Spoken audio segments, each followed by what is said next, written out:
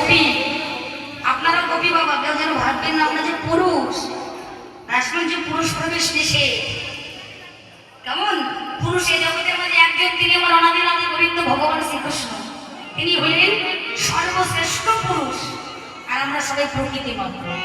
তাই কেউ যেন পুরুষ ভাব নিয়ে মনে মনে বসবেন না। এখানে রাসে পুরুষের প্রবেশ নিষেধ, অধিকার নেই পুরুষের।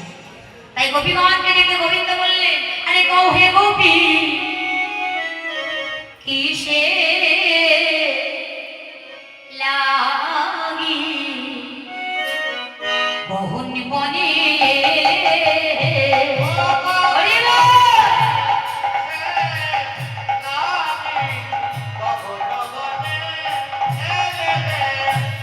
গভীর রজনীতে তোমরা বনে কেন এলে হে গোপী? রাধে রাধে।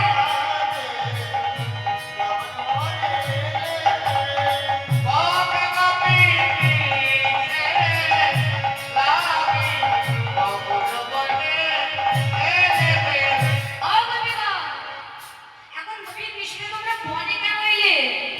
তোমাদের ভয় নেই? ভয় আছে? এই যে পথে তোমরা এলে, আমরা রাস্তাটা দেখলাম, এই পথের দুধারে যে গভীর জঙ্গল, আর এই জঙ্গলে কত বড় বড় হিংস্র পশু আছে জানো? হিংস্র পশু নাকি? ভয় কি আছে? আচ্ছা ভয় নেই, সে ঠিক আছে, বুঝলাম। ঘরে পতি আছে, পতি, পতি মানে স্বামী আছে। হাত তোলো, কার কার ঘরে আছে? সবার ঘরে আছে। ঘরে নিজ থাকতে পতি বনে কেন এলে গোপী?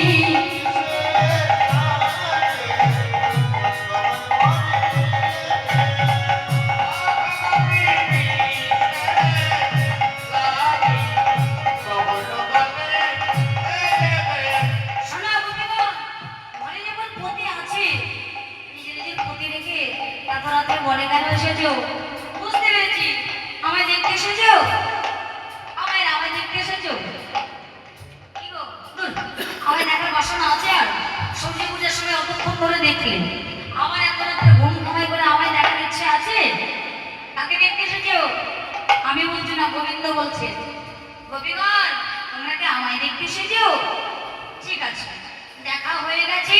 এবার তোমাদের ঘরে নিজের পতিও আছে, দেখাও শেষ হয়ে গেছে। এক কাজ করো, যাও যাও তোমরা ঘরে ফিরে যাও, ভজনে যাও পতি হে গোপী। ধরি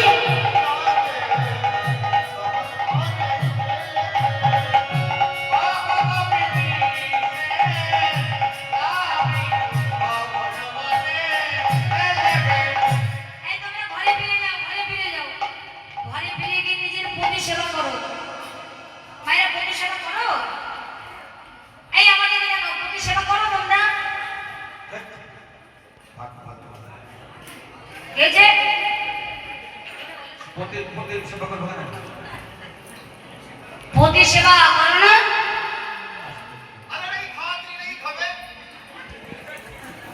আমি খাওয়ার কথা বলেছি। সেবা ওটা খাওয়া দেয়। কি বললো? ওই সেবা। একটা কথা মনে পড়ে গেল, বলবো মায়েরা? রাবণের একটা বোন ছিল না, নাম কি ছিল বলো তো? শূর্পণখা। এখন রাবণ রাজা যখন ওই শূর্পণখাকে বড় ধুমধাম করে আনন্দ করে বিবাহ দিলেন, বিবাহের পরে এই ফুলসজ্জার দিন তার সখীগণ তাকে শেখাচ্ছে, শোন, আজকে তোর পতির সঙ্গে তোর প্রথম রাত্রি। ঘরে যখন পতি ঢুকবি, সবার আগে ভালো করে একটু পতি সেবা করবি। শূর্পণখা একদম ফুলসজ্জার খাটে সেজে বুঝে সুন্দর করে পালঙ্কের উপরে বসে আছে। আর যেই না পতির ঘরের দরজাতে খুলে প্রবেশ করেছে, মনে পড়ে গেছে বান্ধবীদের কথা, পতি সেবা করতে বলেছে। আর শূর্পণখা কি করেছে জানো? পালঙ্ক থেকে ছাপ করে নেবে, পতিকে খপ করে ধরে টাক করে খেয়ে নিয়েছে। ওই পতি সেবা নয় কিন্তু মায়েরা। সেবা মানে অনেক রকম হয়। মানে বাবারা, দাদা ভাইয়েরা সারাদিন যখন কাছ থেকে সন্ধ্যের সময় ঘরে ফেরে, তাদের সামনে এক গ্লাস ঠান্ডা জল, একটু শরবত দেওয়া, হাতের কাছে দাওয়াল গামছাটা